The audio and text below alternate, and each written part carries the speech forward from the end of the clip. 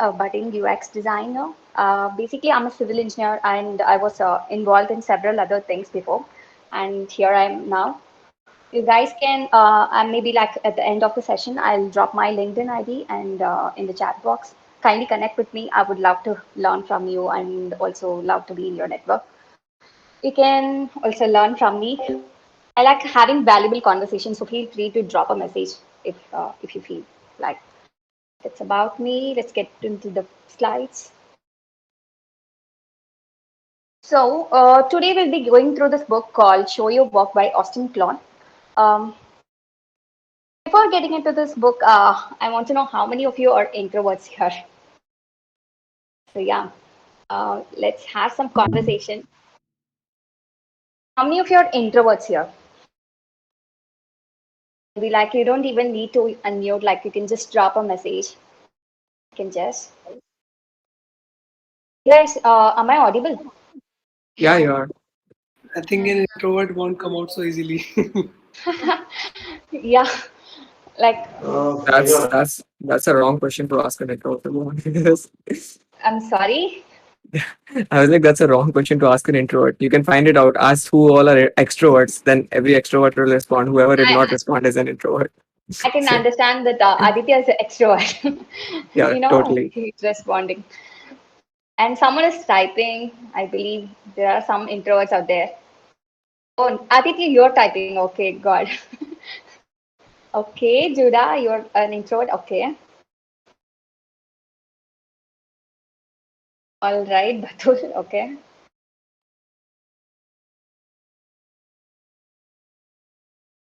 Ambivert. Yeah, I'm also an ambivert.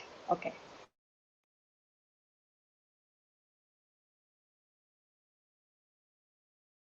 What is Aditya typing? Oh, don't mind me typing. It's just me muting and unmuting myself. I have a keybind set. So Okay, got it. yeah, just ignore if I'm typing. All right. So, if you are an introvert, this book is especially for you guys. Um, hey, a lot of people joined. Yeah, hi, Shivam. He just asked if you are an introvert or not. Like, are you an introvert?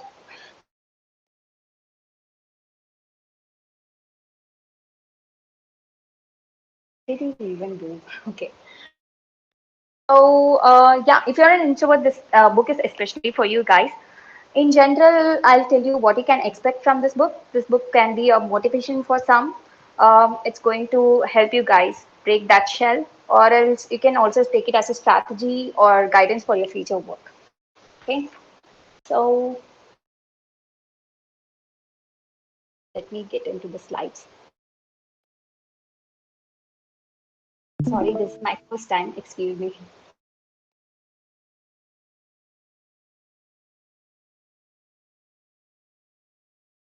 So this is Austin Kleon, our hero of the book, author.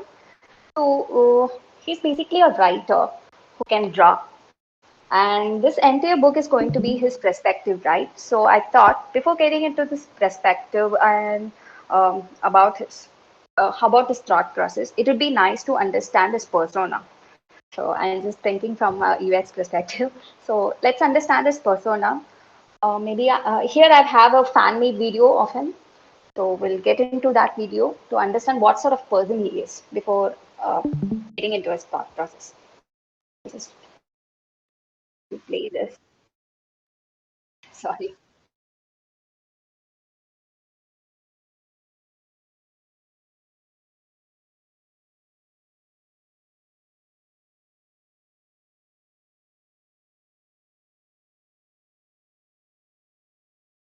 So we'll have to screen share Chrome for us to be able to hear I'm it. sorry. You will have to select Chrome in your screen share so we can hear whatever is going on in the video. So you guys can hear what's happening? I told you to No. share single screen. Like if you share the entire thing, the audio will not come. Okay, one second.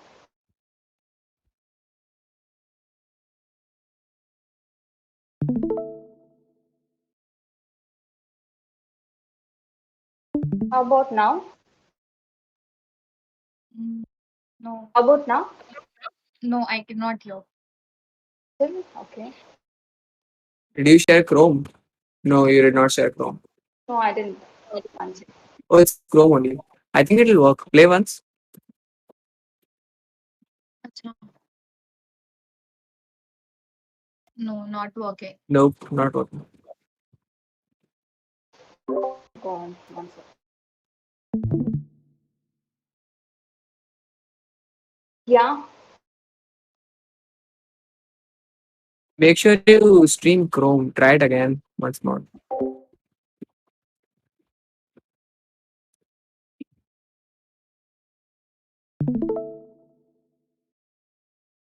Is it audible now?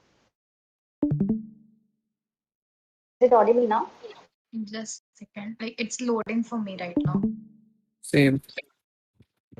I'm just sort of fed up with it. And I Yeah. get it. And I Yeah, know it's important to other people, but it's just not. it's audible. You can restart it, put it on full screen. Yeah. Okay.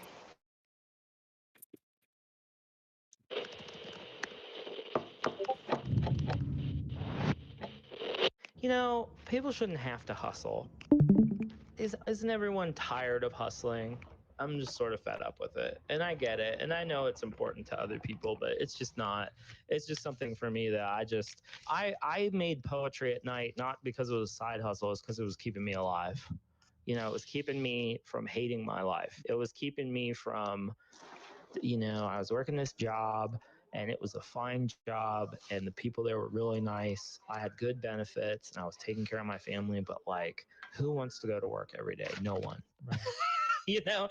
And so like the art and the poetry and stuff, like that was my life. That was what kept me alive. That's the stuff. And that's what I worry about today is that being creative is pitched as this thing that'll like you can build this career, you can make all this money off it. That was never the point for me. Being creative for me is like it makes life interesting enough that you don't want to jump off a bridge.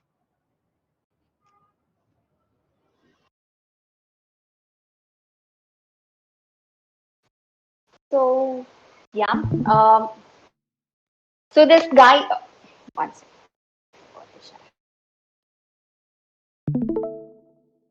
So this guy, Austin Kleon, is basically very jovial and expressive, and he's a kind of a sensible and nice guy.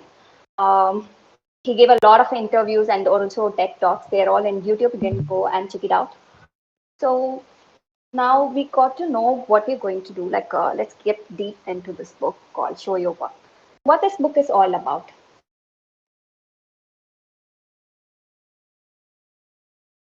This book shares 10 ways that you can implement your work to share your creativity and get discovered. Now we are living in this era of internet and opportunities are everywhere. Let's take a mobile. This tiny device, a piece of tech allowed us to share our work across the world. And a link nowadays has multiple functionalities and also has such big potential, right? That if it ends up in a proper hand, it can exponentially or radically change your life. Maybe you can take example of Pani and Satvik in a hackathon. They were also working like other teammates, but they just got it. So so one thing I have to mention here is you can read this entire book in just 1 hour, and it is divided into 10 key ideas. And we'll be looking all of them one by one now. So I'll just go ahead. One second.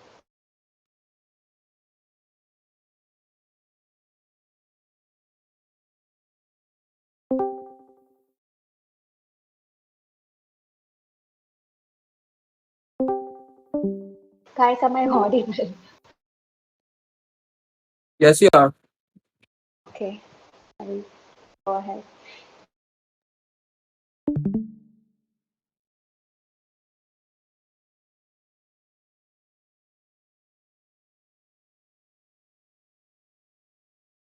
So as I was saying, like you can just complete this entire book in 1 hour, and it's divided into 10 key ideas. We'll just look at them one by one. And now I'll start with the first one. The first key idea: you don't have to be genius. Still, messages are popping now. Like, I don't. Uh, that's right. Like you don't need to be a genius. That's the author starts talking about this myth about creativity, which is the myth of a lone genius. Have you guys have any idea about this particular term, lone genius? Do you know what is lone genius?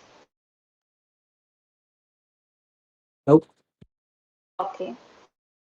So, a lone genius is a person with superhuman gifts and talents that essentially pops out of nowhere at at specific points throughout the history. Let's say this guy will have a lot of inspiration within him, and when the inspiration strikes, that lone genius will start producing astonishing work out of nowhere, and he'll just share, like, let's say we would have not known this person, before Gangnam Style getting hit, would have not known that person, right? So maybe we can consider, I'm not sure like what's his name is. I'll just say him as Gangnam Style guy. So that guy, let's consider him as a lone genius. But that kind of persons, they'll be producing astonishing work out of nowhere, only to share with the world later and also be cherished afterwards. So in this particular book, they've just replaced this word genius, low genius, with a term called genius. Wait, I'll just show you. With a term called genius. Um, Now, when thinking about creativity through a lens of a genius, what you'll notice is that great ideas often comes to life from an actual group of individuals connecting and interacting with each other. Maybe here you can think about poets, painters, coders, curators, thinkers, or much more. You can even think about us. We are in this community learning things from each other, right? We also come under that category. So we are also comes under this category called seniors. These people they end up creating an ecology of talent, and when the senior genius part can often come as an ecosystem, and whereas this seniors part can be considered as an ecosystem of talent. Mm, maybe in the later if you look back closely at history, many of these people who we think as lone genius, like let's say Einstein or any sort of people like who invented great things, were actually a part of a whole scene of people who were supporting each other's work, copying from each other's, or stealing ideas and contributing ideas from each other's actually, right? So maybe I'll take you guys through the first blink to understand what I've said in a much better manner. So let me know. I'm sharing my screen.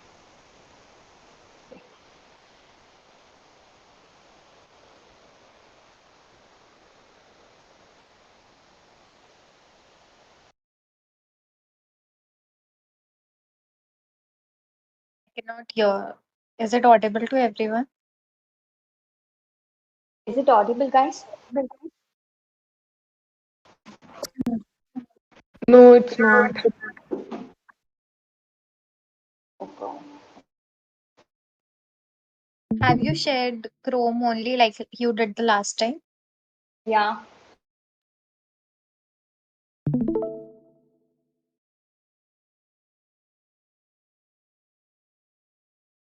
How about now? How about now? No.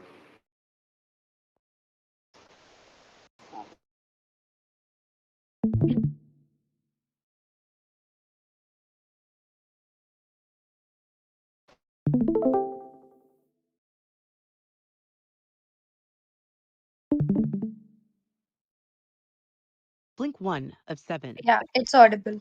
Yeah. You've heard of him, the man who is suddenly struck by divine inspiration, who holds himself up day and night to mold his brilliant idea into a masterpiece, and who, at last, graciously shares his opus with the public amid much pomp and circumstance. Yes, we're talking about the lone genius. He's a towering figure in Western culture. He's also a fabrication. one of the most destructive myths to permeate humanity's conception of creativity. The problem with the lone genius myth is twofold. For starters, it paints a warped picture in which most geniuses just so happen to be dead white men. Think Einstein, Picasso, or Mozart. It also excludes the partners, collaborators, mentors, benefactors, and influences who made the work of these men possible. It depicts creativity as an antisocial activity when, in reality, it's almost always a result of an ecology of talent. The key message here is creativity is a social act. So, what's an alternative to this harmful myth? Meet the genius. Geniuses acknowledge that inspired ideas usually don't emerge fully formed from an individual mind. They know that creativity is a communal endeavor involving artists, thinkers, theorists, and curators. Because of this, they encourage sharing ideas, making connections, and starting conversations. The internet, an interconnected web of geniuses, makes this sharing easier than ever. Online, it doesn't matter if you're famous or obscure, a master, or just starting out. We all have the ability to contribute something. Actually, on the internet, it's the amateurs who often have an edge over professionals. Amateurs are perpetual enthusiasts with little to lose and everything to gain. As such, they're open to experimentation and go where the wind blows. They're not afraid to make mistakes or fools of themselves. And the thing is, the world is changing so quickly that it's transforming every one of us into amateurs. We will all need to embrace the unknown over and over in order to flourish. That might sound scary, but here's a tip. Read the obituaries every morning. Get inspired by the people who came before you. They were all amateurs at some point in their lives, and they were all courageous enough to put themselves out there, to reinvent themselves, to persevere through thick and thin. So adopt the mindset of an amateur. Make a point of learning in the open so others can learn from your failures and successes. Find a genius and talk about the things you love. That way, you'll figure out what you're doing and where you're going. You'll find your voice. In other words, start sharing. The rest will follow. So yeah, mm, I just want to understand how many of you here are influencers, or you want to become an influencer in the future or something like that. No one? No one? Okay. Aditya, not me. Okay. So what's the motto of sharing things? Like, why you guys want to share things on internet to get job on LinkedIn? Yeah. Okay. So yeah, let's get into the. Yeah, I understand that. It's okay. Okay. So let's get into the next link, like where you can understand. You know, maybe the next idea is about the process, not about the product. Reading in the morning, great hobby. Yeah, yeah, it's a great hobby. So the next idea is think about the process and not about the product. And what this actually means is like, like you need to document your process and share it with the world along with the way. Maybe if you have attended Hackathon's first call, Viber would have already always stressed about this one sentence a lot of time. Build in public, and we also did that, right? Like every day we gone to this LinkedIn and we started updating our things. So he was stressing about that. Maybe what we're going to see next is all about that. And if you could also go back and see all these successful people, how they made things without having any background, is they would have built their brand in public. I'll just give me a minute. So here I have a whole video of Vaibhav where he described how he, you know, scale this LinkedIn to 170K followers? Let's get into that to get a better idea. It's almost a 2 years back video.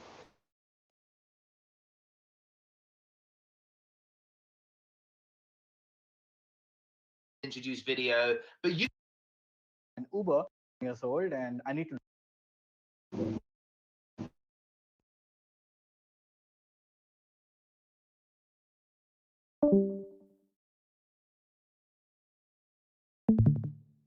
pause, my friend. All right. Hey guys, I'm Webhub Sasinti. That's my name. Uh, yeah, I mean, I started up when I was 18, I guess. That's where I started. That's where How old are you everything now? started. Sorry, How old are you now?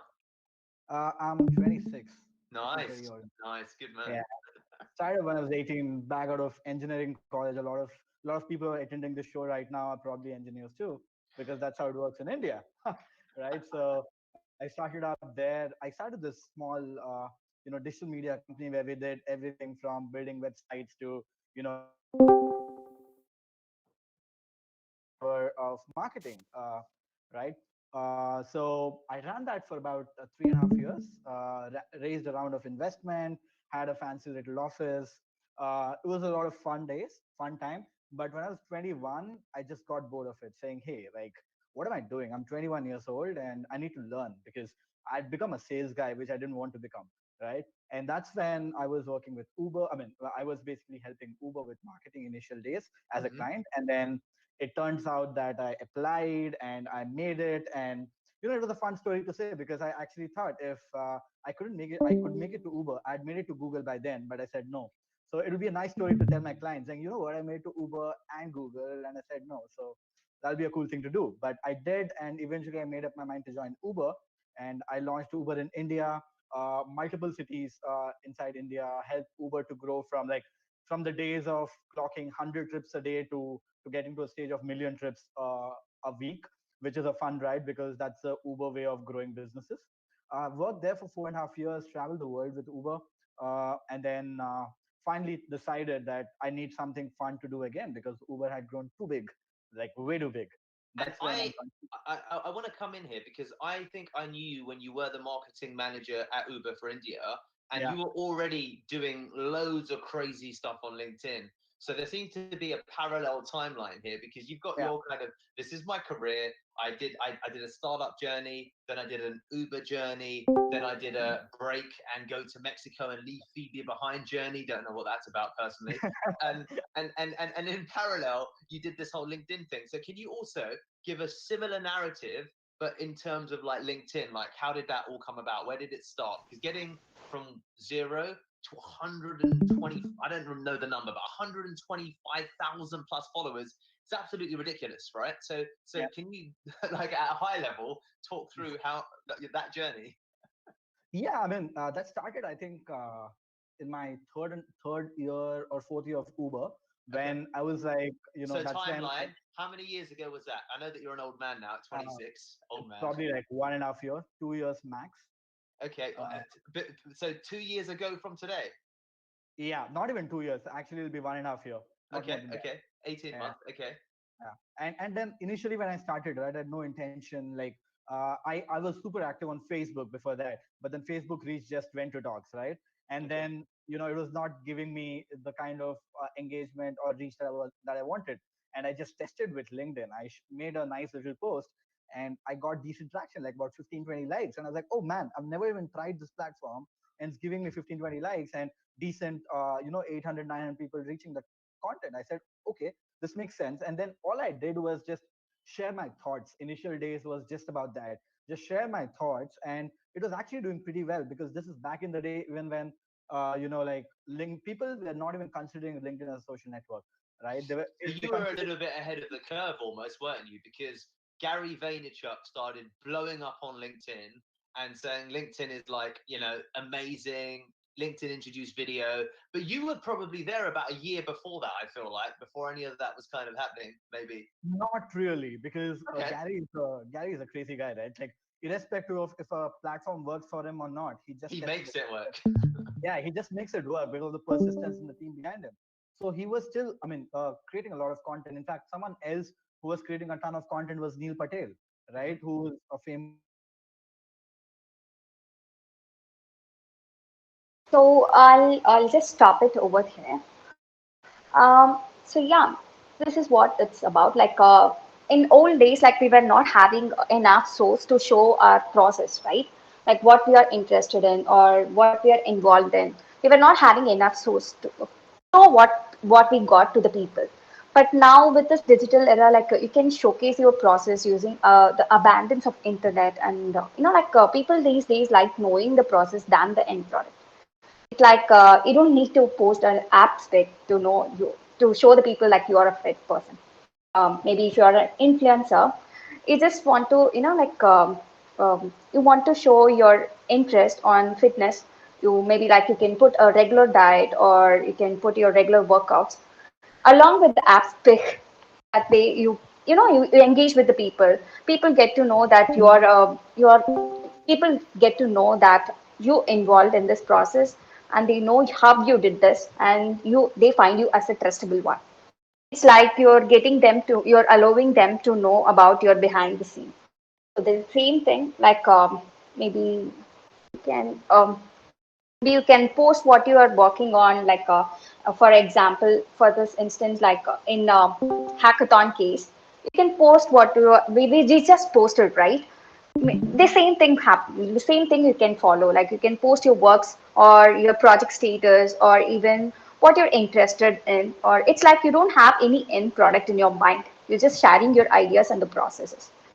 Basically, like you can try following this process every single day, which leads to the third idea of the book, which is share something small every day. Let's watch a blink to know why it is important to do that every day. This is share my blink.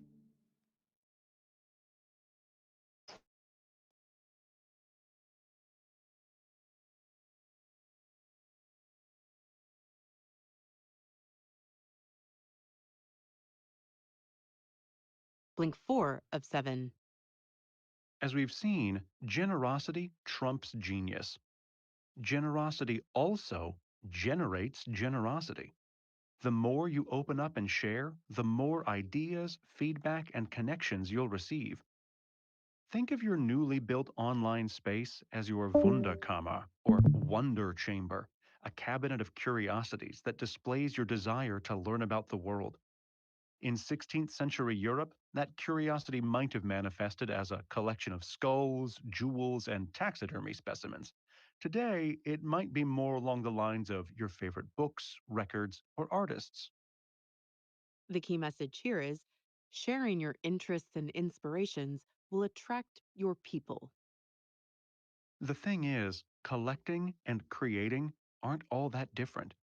In fact, they're two sides of the same coin. Our experiences and influences shape what we like and how we think, which affect what we put out into the world. Conversely, the act of creating can affect what and how we collect. And when collecting, remember that there's no such thing as good or bad taste. It's all just data about who you are. After all, one man's trash is another man's treasure. Just take it from Nelson Molina, a New York City garbage man who created a whole museum from discarded art and objects he found on his route. Dumpster diving is essential to being an artist, even if you only ever dive into figurative dumpsters. To dumpster dive is to judge objects and ideas by your own lights, regardless of others' opinions. It means paying attention to what's considered high in culture, but also what's considered low. It means seeing everyday things, boring things, with fresh eyes. It's incredibly fortunate that we don't all love the same things. Imagine how actually boring that would be. So take pride in what you love, even if others might think it's inconsequential garbage. And if you share another's work, remember to give credit where credit is due. This way, not only are you showing respect to the work's creator, you're also leaving your audience a trail back to your source of inspiration in case they want to learn more.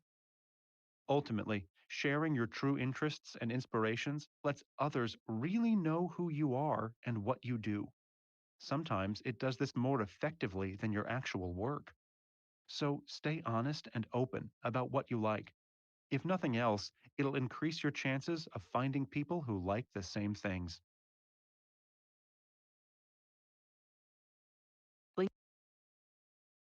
Uh, just stop here. Maybe we'll have some conversation. It's too boring to show the blinks, right? Um, how many of you had met friends with common interest and curiosity among this community? And how does it feel? Like you can just open up your mic. Have you found any persons like any friends with common interest among this community? Okay. Yes, yes, yes. Okay. We okay. Guys, just open the mic and talk. Share your experience so that people can know having a community and people with like-minded people who can think on the same spectrum, it's a nice thing maybe like let's say even if the posting or every day, even if you post I mean like let's say even if posting every day or even small thing doesn't make any change in your career or life, it will at least show you the people who genuinely likes it. And like finding someone who is having common interests is a very fortunate thing. It doesn't happen often. So I'll just quickly get into the blink fifth five, sorry, the fifth blink. Comprehend how or how not to share these stories. Let's say like you're interested in UX. Let's say you are interested in UX and you want to become a content creator or something like that in LinkedIn or something sort of like that. How do you do that and how not to do that? Let's see that in Blink 5.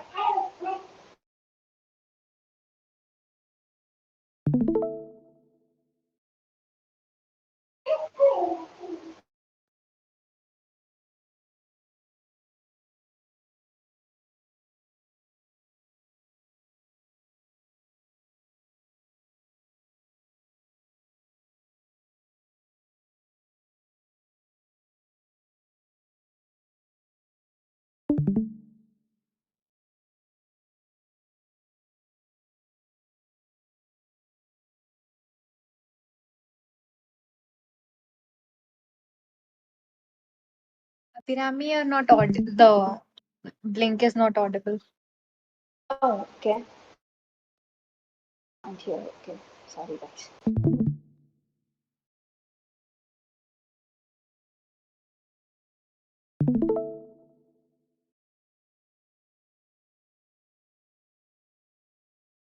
Is it audible now? Yeah.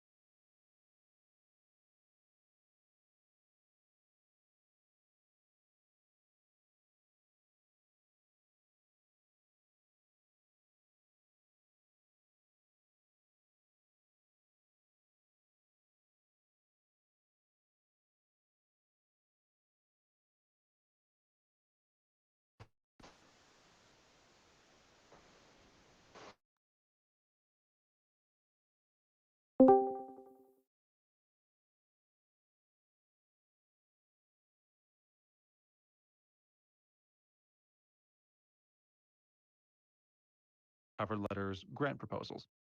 Pitches, after all, are nothing more than glorified stories. Learning to craft a good tale will take time and practice, but there are a few simple things you can do to boost your storytelling skills as you go. Keep your audience in mind, value their time, speak plainly, and it goes without saying, use spell check. Also, practice talking about yourself. If you're at a party and someone asks you what you do, you should be able to give an explanation with humility and self respect. And this explanation should be clear to anyone, whether it's your niece, an elderly neighbor, or the guy sitting next to you at a bar. Be honest, always.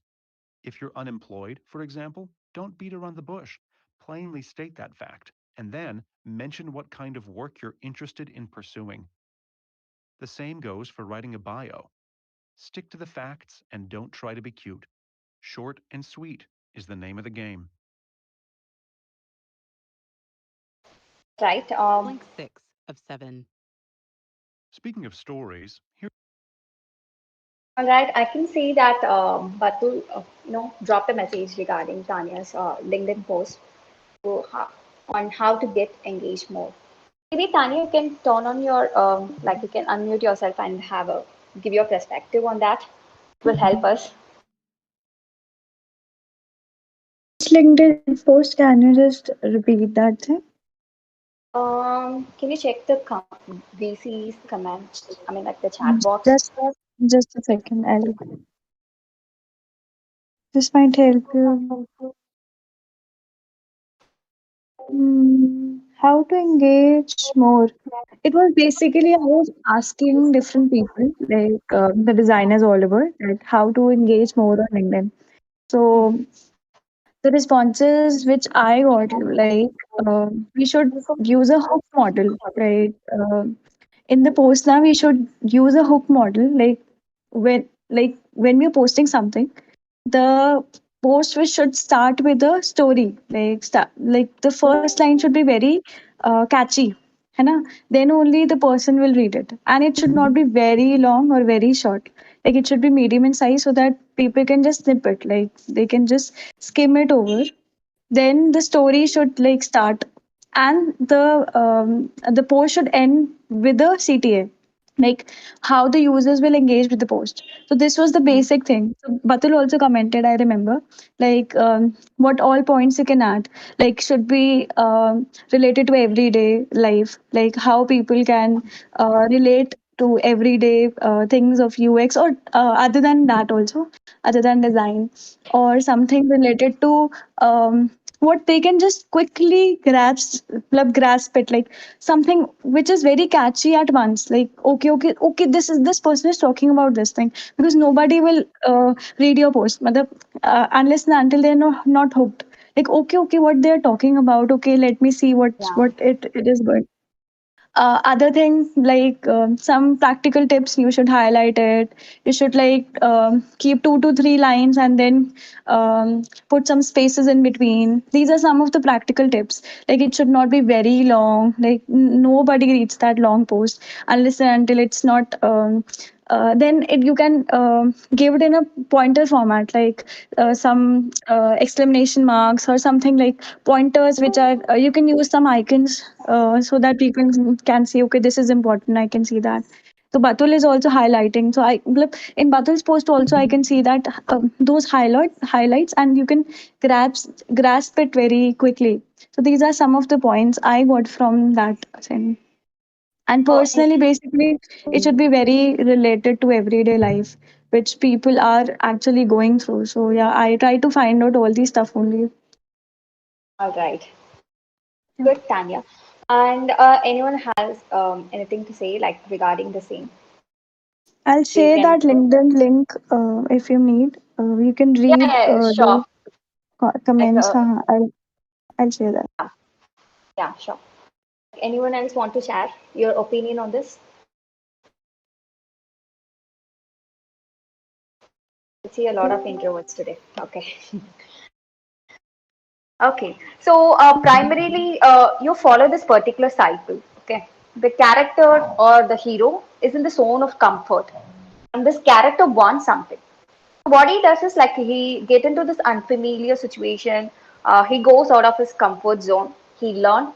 and then he adapt. And what this character like, he that character will get whatever he or she wants. Playing at oftentimes heavy price, like oftentimes they get heavy prices for only to return back to home and like overall stable and familiar situation. But now this character is a different human, right? Like he's a very different person. He's gone through all these process and become a better version of himself. So there are lots of structure to tell your stories, like you can say them in video format or portfolio or piece of writing, or even you can do a podcast. Like if you like talking to people, if you like talking to people who are having similar kind of interest, you can just go ahead, go do a podcast, and you can do that. Basically, humans are attracted for all these, like invisible wireframes. And I forgot this thing. Like one sec. I'll try to just give me a minute.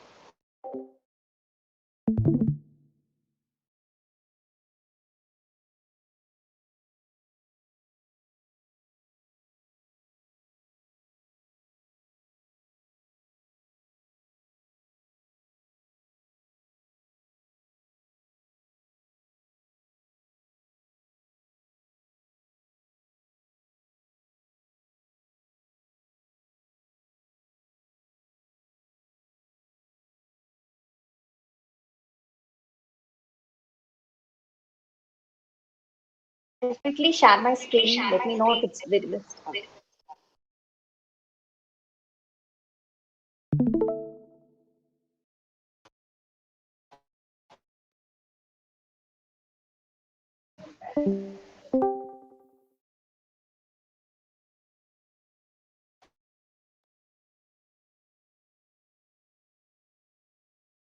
Guys, is it audible?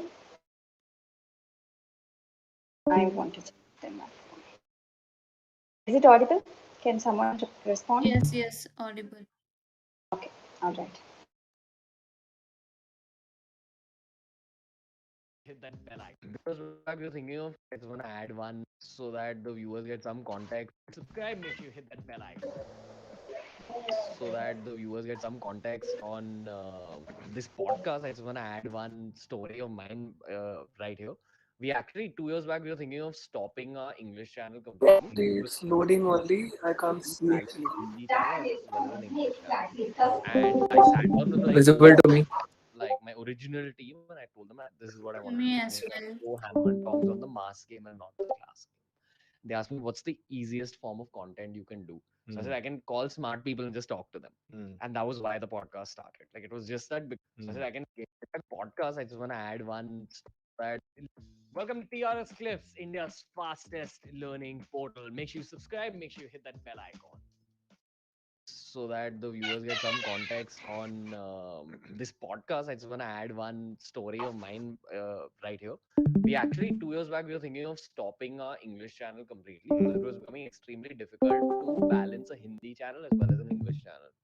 And I sat down with my core team, like my original team, and I told them this is what I want to do, and I think I should go hammer and tongs on the mass game and not the class.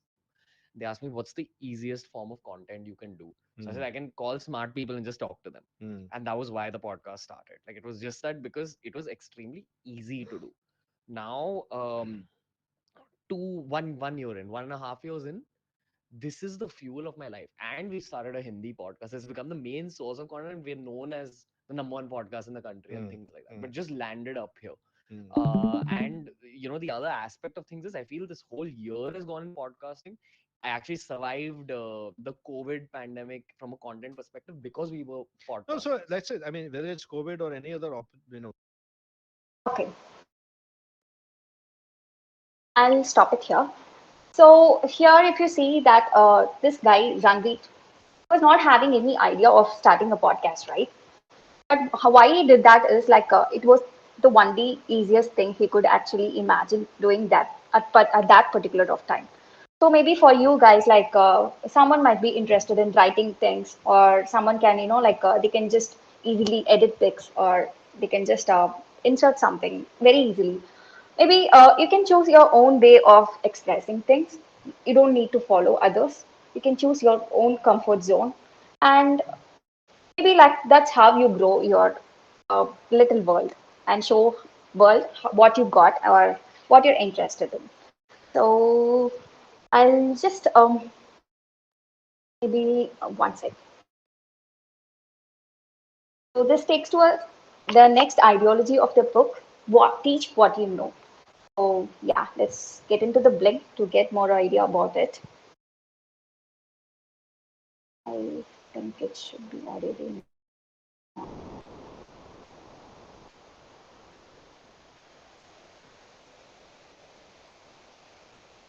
Blink 6 of 7.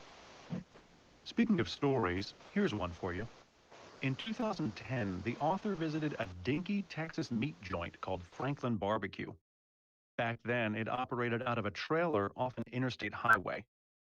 3 years later, Franklin had become one of the most famous barbecue venues in the world.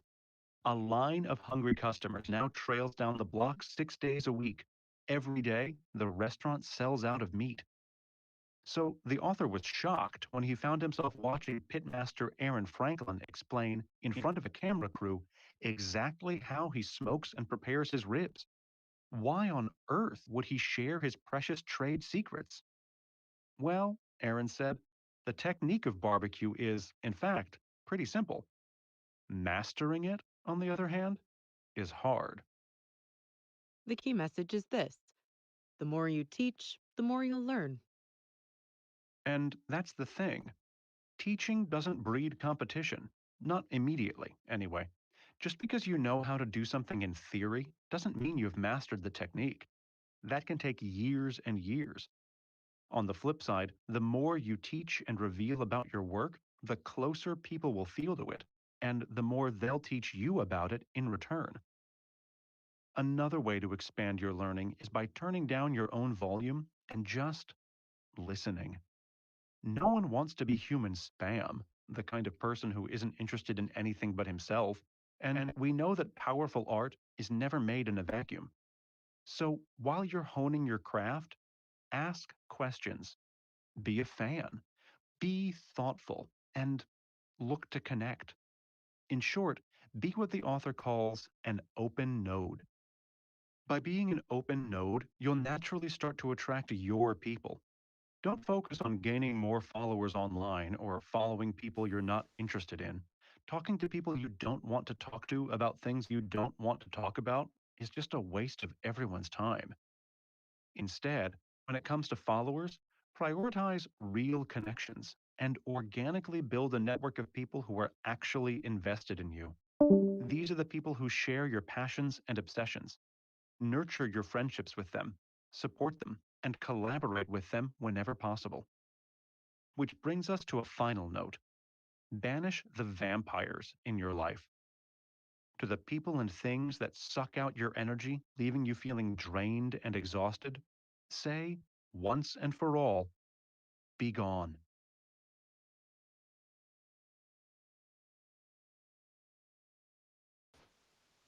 So yeah, so here, like you primarily build a organic network or prioritize building genuine connections here, not something random.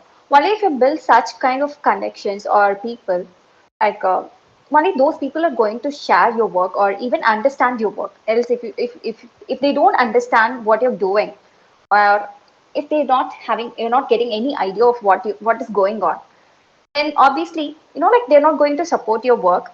And what will happen is on return, like it will affect you indirectly and you will lose your motivation. Let's say like you're having 1,000 connections in LinkedIn, and out of which 500 or someone related to architect or something sort of like that. And you're sharing this UX related stuff. You keep on sharing these UX stuffs, and no one is bothered about it, or no, you're not getting enough feedbacks. You're not getting like for growing, you can't just rely on one thing. You have to get feedback, you have to learn, and then only you grow, right? So if you're not getting that kind of community, or if you're not in that kind of setup, so it will lose your like it will affect your mental stability, or you will lose your motivation. So maybe like we've come to the last link, and I'll just share that.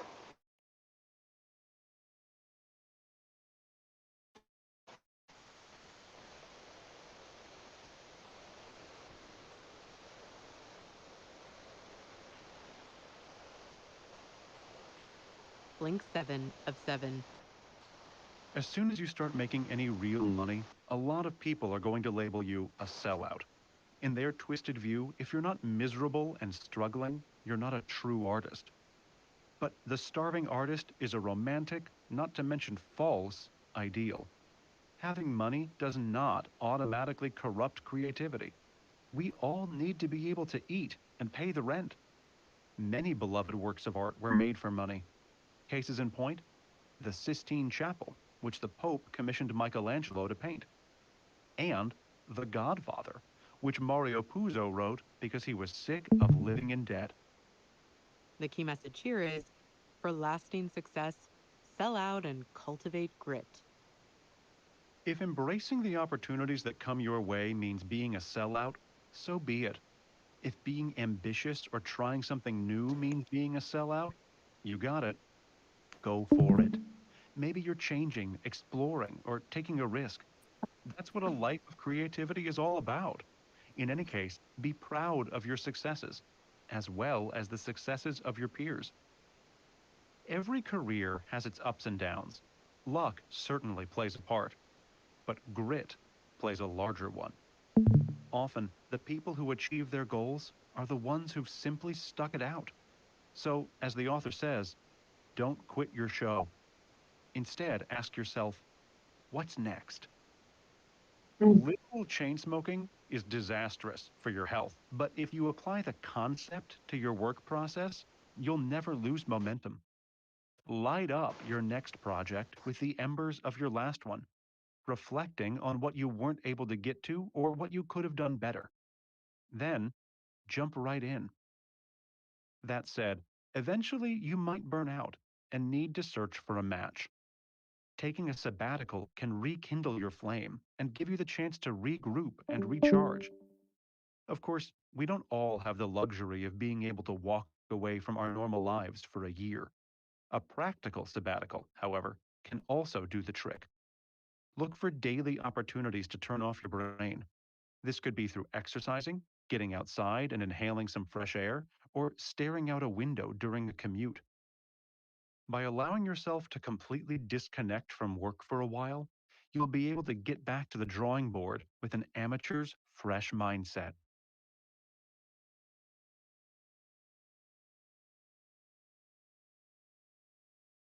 So it's very obvious for people to feel unusual when you try something new every single time, right? Even here, like people would have experienced this when they tried to switch their fields, like when I experienced that.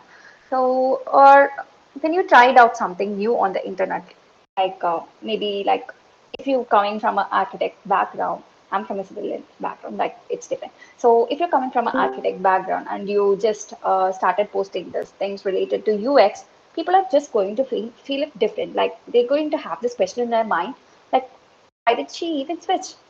So it's very obvious. But if that's going to give you a money, if that's going to, like create something for you, just go ahead. Like, don't think about others. Let's. So I'll just show the last final summary of this book, and after that, I'm going to show a very interesting thing. I'll let's get into the final summary, and we'll get into that later.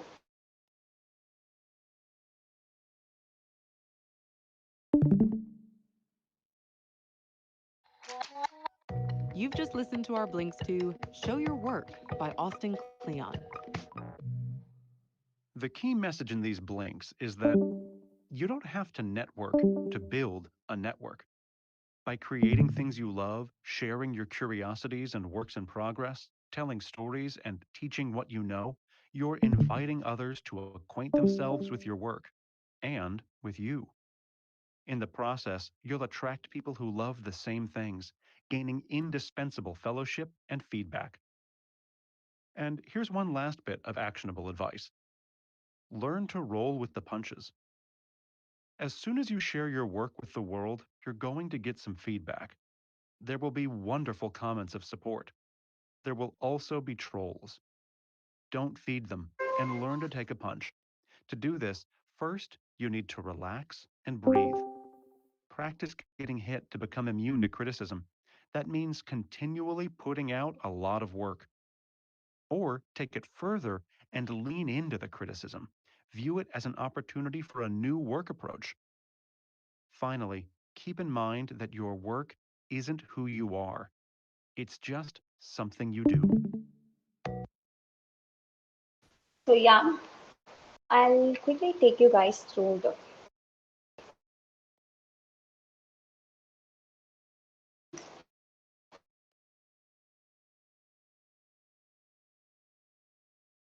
so you've seen all these things. I'm just quickly going to take you guys through the wipe out story, like maybe how he becomes this successful. Let's see back 1 year back. I mean, like a year back, he did this poll, like a polling kind of thing, that he just asked people questions like what are their preferences, and maybe they've conducted this to, grow their growth scores. So, and 4 year back, like if you have seen, he used this maybe hashtag cool hack of the day, hack two, hack one.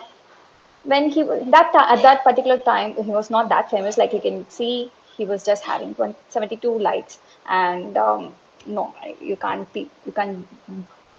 judge a person by his like or something like that. But I'm saying, like 4 years back, he was not having that much kind of engagement, right? And he went here. So what he did is he just tried to implement, like he just tried to put whatever he know on a daily basis. That's what he implemented here. He incorporated. And here you can see he's not just throwing his thing. Like he's not just showing that he's the most intelligent guy, right? 5 years back he asked people about the influencer marketing startups in India. It means like he was also interested in knowing about things from his audience. In that way, you can see like there are a lot of engagement, 142 comments at 5 years back, and people were just he was just bringing in people into his community. He was building his own brand over there, and he was just trying to do things. And the one which we saw before, like the first idea of the book, is you don't need to be a genius. Like you can see that 4 years back, he just shared a snap or a picture, which is not that like it doesn't make any sense for me, to be honest. Just a creative stuff he saw on Instagram, and he liked it, and he just posted it. So that way he's just showing what he's interested in, and people like some may like it or some may do not like it, and it's not in your hand, like, and you don't need to mind that as well. And even here, if you see, 2 months back he just accidentally deleted the growth school account, like the website. He just accepted it. Accept your flaws, take the punches. That's what he saw in the book. And yeah, like all these successful people, they've just started with very, like very basic things, like the ones which they were not having any background, or the one who wants to strive in their life. They just started with something very simple. 9 years back, he just posted that he was looking for a summer intern, and he was asking help. And you can see only 6 people were, supporting him. And later, now what he did is like he was just maintaining his consistency, and he was showing his enthusiasm. Like he was just showing what he knows and what he likes. He was being, I don't know whether whether he read this book or not. Knowingly or unknowingly, all these people who are successful in their career or life, or maybe at least in social media, they are knowingly or unknowingly following these guidelines, or maybe something sort of like that. So, so yeah, these are the 10 things you can take back home after reading this book. You don't have to be genius to talk about the things you know. You think about the process, you share the process, and don't bother about the end product. You just share the process.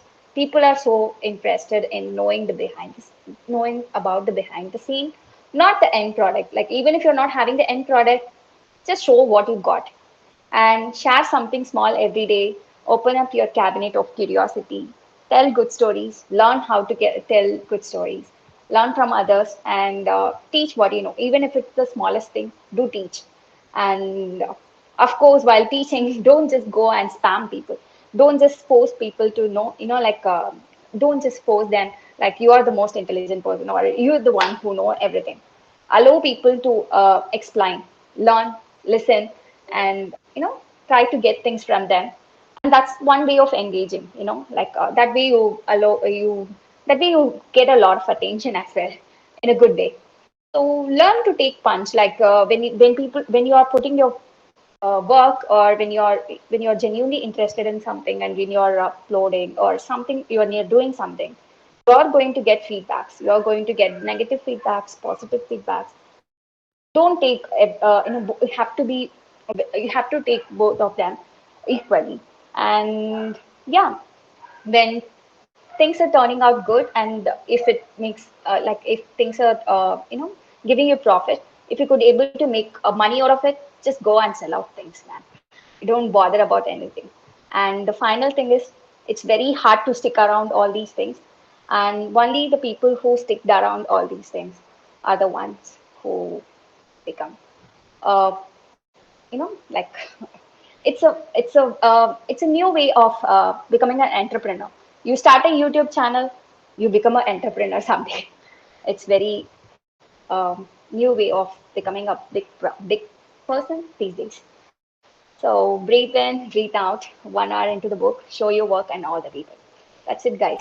So I believe you had a good time. Do you guys want to share something? That's all for today. I've completed my presentation.